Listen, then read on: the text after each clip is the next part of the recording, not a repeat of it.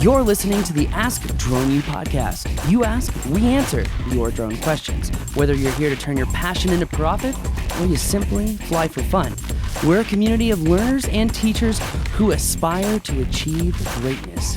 We are Drone U. Hey everyone, and welcome to another episode of Ask Drone U.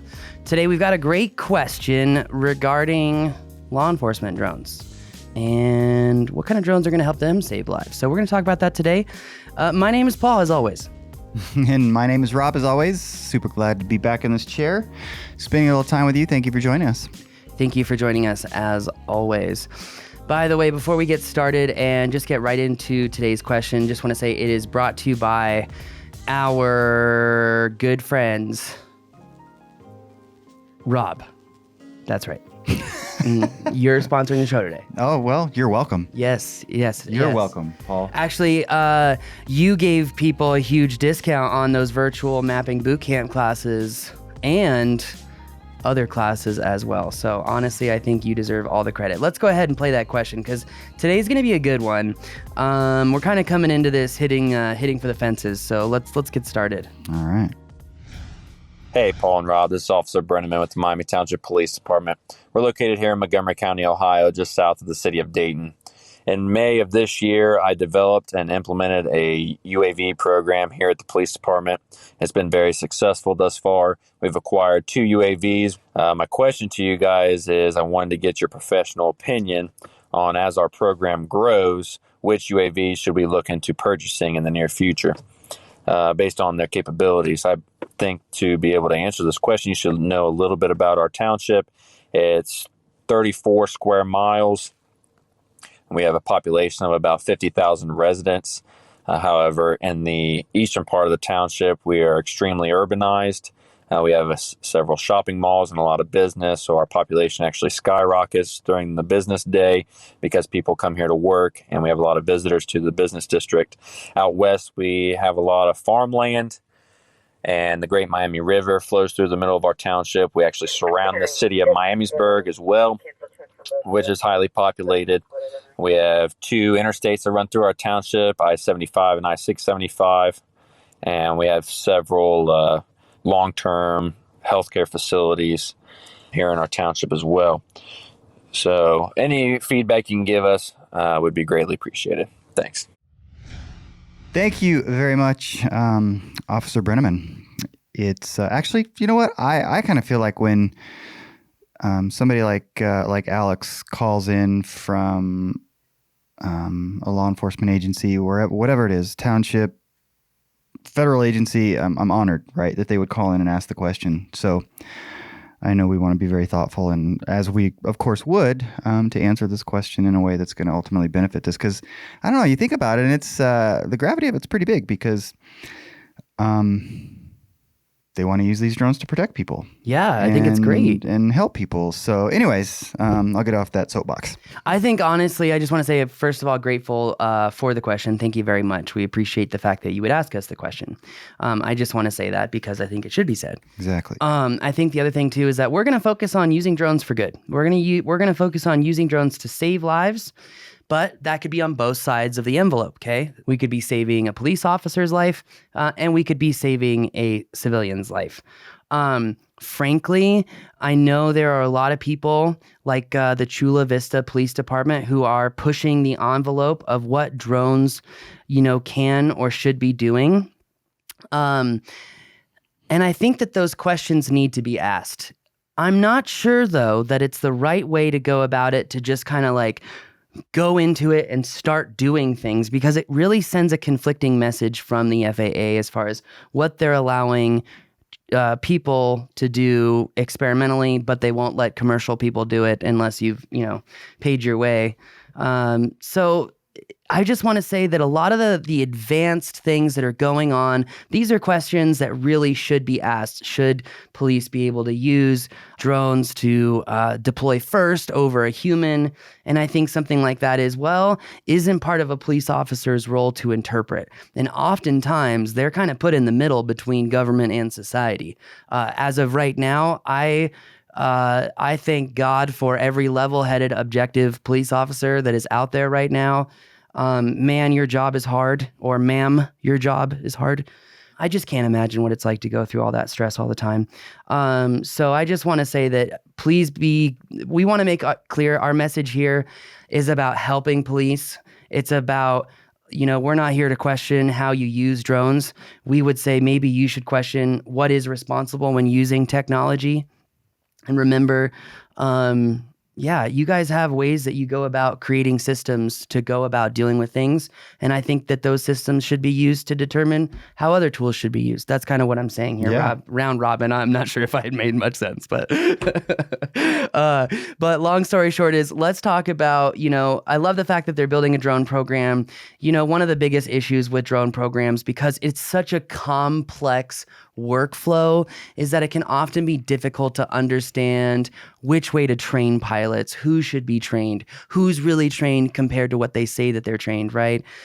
And we've actually developed a system to try to help solve this problem. And we're not going to talk about that right now, but I do want to say if you are in law enforcement, you are building a program.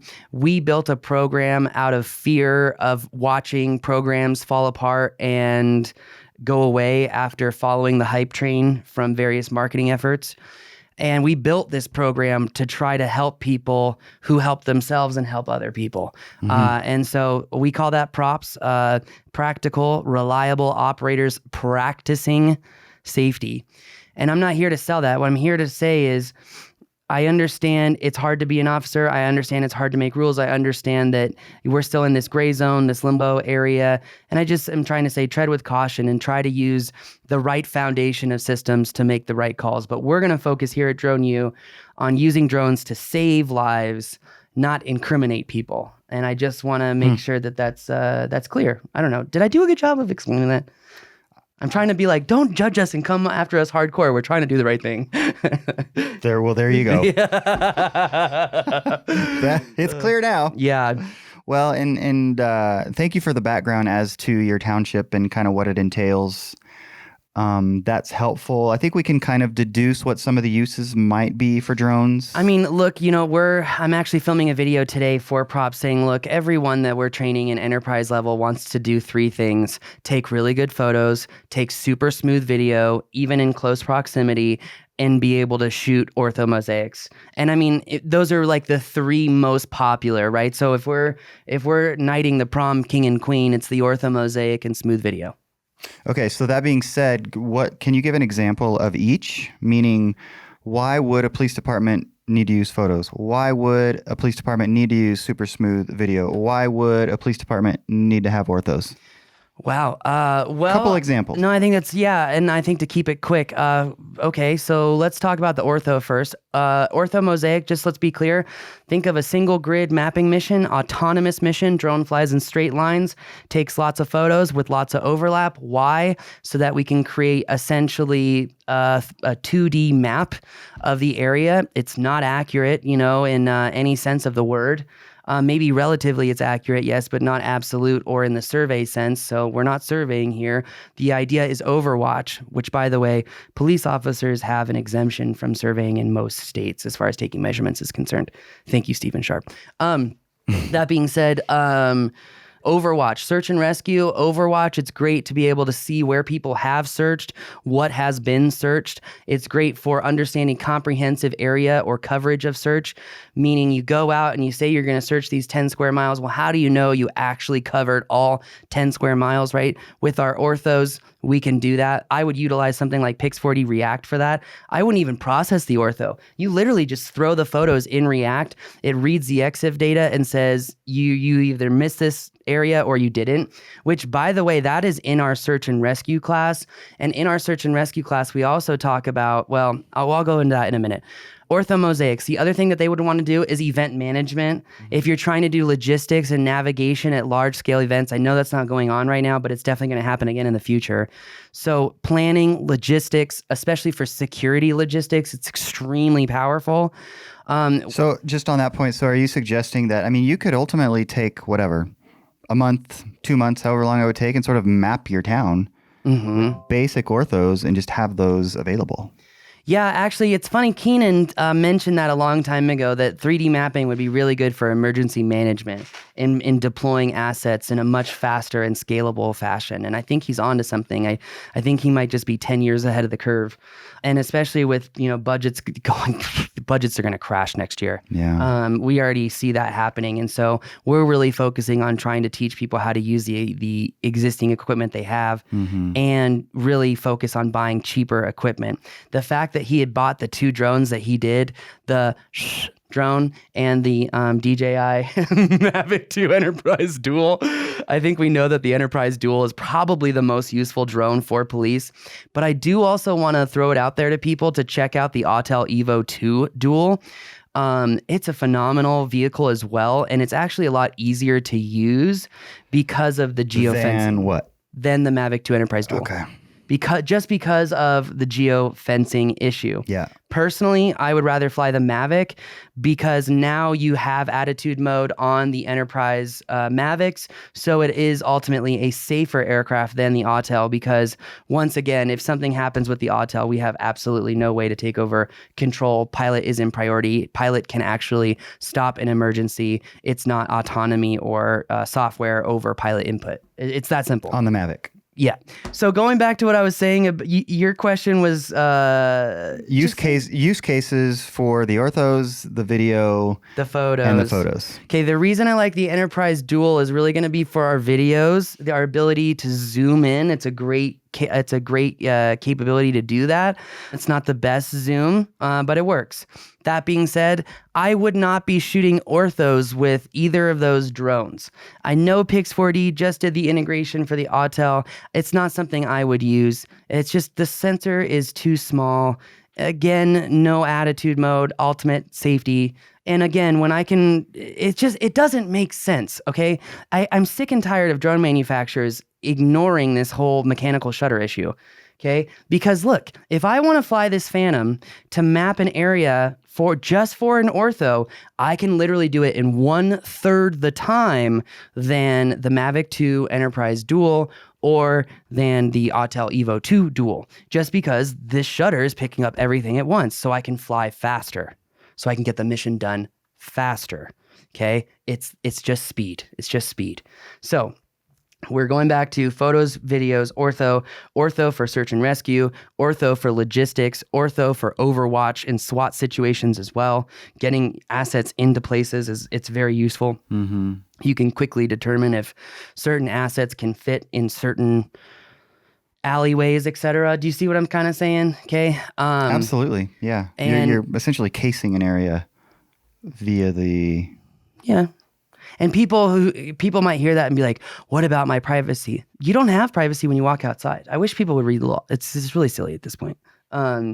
So privacy, and especially when people are like, well, what about my privacy? And then they go on their phone and they're like, Google Toyota hybrid 2020 gas economy. And then they don't understand they're going to, get ads for probably the next 6 months on hybrid vehicles. Yeah, right. Well, even more so, the conversations they're having with the phone in their back pocket. Correct. That they are not saying Google. But anyways, Correct. That's a whole nother thing. Yeah. Most people, I think, shelter. realize that now.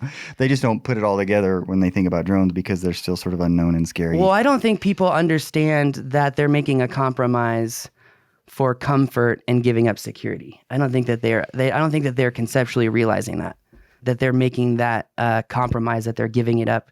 Giving up freedom for security? Mm-hmm. Yeah. But let's not go down that. We're not going down there, okay? We're talking about how to save lives with drones. We talked about search and rescue. Orthomosaics overview is great, right? I would use a Phantom for that because I can get it done a lot faster, the detail of which is much faster. When it comes to search and rescue, though, we're also going to be needing a thermal drone. Typically, in our search and rescue class, we even kind of talked about this, and it was great because that was a live class, so you got a lot of other voices in that class asking questions like, well, if we're doing a search and rescue mission, should we run our ortho right away to search the images and then also deploy a thermal drone to take images. And so we really had that conversation. And just so you know, that search and rescue class is available to membership, but we are going to give it away to government employees that can verify their employment status to have that search and rescue class. We're also going to allow other people to sponsor people to have that class. And it's as simple as you buy a search and rescue landing pad and you get the class for free. Why are we doing that? Because the landing pad is used specifically when searching for missing people. The pad has things like a picture of jeans, a picture of khakis, a picture of the most common colored clothing, so that if we search an area and we use a Phantom to make the ortho, we can then use those same photos and throw it into an application like Locate or Rob. Or I'm done with Locate. And it has nothing to do with attitudes, humans, or anything. It is prehistoric at this point when you have something like Pictera. Oh man, Pictera hits the master algorithm formula. That's why it's so exciting to me. Read that book, The Master Algorithm, and you'll understand what I'm talking about. That being said, when we're talking about search and rescue, when we're talking about searching photos, the Phantom's going to get it done faster. We can use things like Locate, like Pictera to search for jeans, to search for clothing, to help find people. That's how it works. That's why we're asking you to sponsor someone by buying a landing pad and we'll ship it to them and they get the class for free. Why? Why? Because they need the landing pad to be able to autonomously use artificial intelligence to search photos to find people. It's by far the fastest way to do it. That's what our class teaches. That was a very round robin of why I think they need a Phantom and the Dual. Okay, so let's talk a little bit more about this. I would think that another use case for police departments would be live feeds. Like there's something going on. Let's just be extreme and call it a hostage situation, and they want to get a drone in there with Zoom and then live feed. Is the Dual going to be a good option for that? Well, a lot of public safety uses the RTMP feature of the live streaming, which is a very useful feature. It's funny that you asked that question. I sit here and I'm like, I don't really know which drone I would use. The hard part about this show, and I apologize to the officer who asked this question, I apologize because it's hard to really organize. Like, what are you after? Orthos, photos, videos? Okay, well, if we dig down the rabbit hole, what does that cover? Search and rescue, SWAT, Overwatch, planning, right? Okay, the ortho, we're going to need a Phantom for. But the thermal side of the search and rescue, we need something with thermal. And so his drone that he has, in my opinion, is already good enough. The Dual. Mm-hmm. So, as far as live streaming is concerned, the Dual doesn't have the highest resolution sensor, but it is extremely quiet and it can fly for long periods of time. And it's a reliable aircraft. And it could stream. Yes, 100%. It could be a solid enough feed. I would think that some of these guys, if they're in that position where they're having to watch feeds to assess a situation or whatever, they're used to not having the clearest of pictures. Just by definition, those tend to be grainy, et cetera, True. right? So my point is that it could work for that. Yeah, when we did this with Rancho Cucamonga and Anaheim County, we did it with the Inspire 1, but that was also, I think, 4 or 5 years ago now. And we chose the Inspire 1 because the dual remote feature makes the live streaming really easy, meaning you don't have to go through all these software things to live stream and access it. And it is a very complicated setup. The Inspire 2, it's like you pull the 2 remotes out, you're good to go, you live stream. I mean, you saw that yesterday when we were doing the operations class. We use the second remote with a crystal sky and we just rip right out of the crystal sky, which if you're really smart as a police officer, I just gave you the answer, the real answer to the question. Did you pick it up? Did you pick up on it? Did you pick up on it? And use the crystal sky with your Mavic that you already have and rip HDMI out of that. And you could HDMI locally, but it's not over the What internet. does rip mean? Just pull the video feed. Okay, via the cable. Via a cable, yeah. It's not over internet. Right. Okay. I'm just trying to. We're talking to our 94-year-old grandma. Not Well, it's you, so funny Alex, but because in general, that's the. We had someone just yesterday ask this question of like, "Hey, I need to do like a localized live stream. How do you do it?" Hold on, let me stand up for a second. Oh, hey, Apple. Thanks again. I shouldn't say that really about any tech company, but the Apple Airport Express is a great way to locally stream your feed. Yeah. If you have an Apple device as the monitor for your remote, because you can AirPlay to a closed network, and then anyone can log on to that network Super cool. and watch it. And super simple. So yeah. Anyway, there are a lot of ways to live stream. So I'm like, well, how are we live streaming, Rob? Is this like cellular? Is this like Wi-Fi? Is like, are we plug and play over here? Like, we're trying to give as turnkey, and in particular, so the question that he asked was, it sounds like he's wanting to add drones to their fleet, right? Mm-hmm. And so the question is, do they just buy more duals? Sounds like maybe a Phantom would be in order, but then you bring up the Inspire. We generally don't talk about the Inspire, and I think there also has to be the functionality of obviously, one of the things, of course, departments like about the Dual or the Mavic in general is the compactness. Yeah. Right? And versus an Inspire 2, okay, not so compact. Much. Right? Yeah. Fantastic machine that can do so many great things, but they've got to find that balance. And so if they have a $10,000 budget, do they just go buy 4 duals and a bunch of batteries? Kind of. They could only get 3 duals. Because the duals are more like 2,500, right? 3,500. Oh, sheesh. Yeah, the Terra 4. Yeah, price goes up. Interesting. Okay, so so I don't know. I'm just trying to, as you're seeing, Alex, this is really difficult for us to answer these kinds of questions, and I definitely again appreciate you giving us the in terms of specifically answering. Like, if we could have one drone, well, we need to have a conversation, right? But hopefully you're at least getting some good feedback from Paul as to what to think about. Well, here's something to think about. Let's go back to this live streaming example, okay? Are we, like Anaheim County, they have this beautiful Ram pickup truck where they have screens on both sides. That's why I brought up the Crystal Sky. Are we live streaming to a local TV or a local command center? If so, there's no need to buy another drone. Just use a Crystal Sky while you're flying and a 30-foot long HDMI cable. Okay. Oh, now if that doesn't work because we need a local network via Wi-Fi, we can use something like an Airport Express.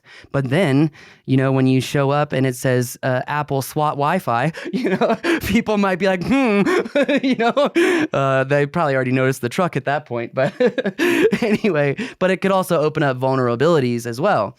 The third option is live streaming over cellular, which is through the RTMP, which is through a network server, which, yes, it is difficult, I would say, to set up, but it is also secure. Other people, we used to go through YouTube, but I think now that raises issues. I'm not sure. Yeah. All right. I don't study CJIS compliance. I really don't, and I probably should, as someone who has a degree in criminal justice. But CJIS compliance is criminal justice information security. And when we ask the questions of, well, we need to live stream with our drone, my first point would be, what does CJIS say? What are the rules that we have to follow according to that? Because that is, we need to use that as our guide so we don't, lead anyone astray. And then, okay, they have, if we go back to, they have these drones, they want to add new drones. Right now, I would tell people, don't buy any new drones. Seriously, don't do it, especially if you're law enforcement. If you're commercial or a hobbyist, definitely buy new drones. The Mini 2 is pretty badass, just saying. I'm enjoying it. I'm enjoying my Cinewhoop way more, though. Holy cow. Rob, sometimes now he walks in, hey, is it cool? Through the office. No, it's not cool. On a conference call, and they're like, what is that? Are you okay? Like, I remember hearing that one time. I can't remember who you were talking to. We're coming to my office on Monday, and there's confetti all over the office floor. Oh, I'm sorry about that. I couldn't find the vacuum. That was my excuse. I just didn't want to vacuum it. And he's sticking with it. Anyways. But that brings up a very good point. Law enforcement, are they going to use confined space drones? Some say yes, some say no. I've heard some police who say law enforcement is already burdened to learn enough things. Why wouldn't I just use a robot? That we have a robot to go inside and look around through a house. Why would I use a drone? And for me, I was like, well, you can rip through the house a lot faster than with a robot. Well, and a Mini 2 is going to be, what, $500, $600? What's one of those robots cost? You know what's how many thousands and thousands of dollars? super I don't know. funny, ironic rabbit trail is I lived next to the inventor of that bomb robot. No kidding. Yep. Interesting. Well, it's Mr. Wickham. Yeah. Depends on what but okay, so we probably should wrap this up. Yes, let me finish the confined space thing. Okay. If you're going to buy a drone to fly inside, I would not recommend any DJI drone. I would not recommend any Autel drone. I would not recommend any American drone. I would definitely not recommend Skydio. What I would recommend is you seriously buy what we call the DJI Air unit, which is an FPV unit, and you learn how to fly FPV, because the low-key drones, those drones that are made for confined space training, they're, extremely expensive, and you can build that drone for $400 or $500.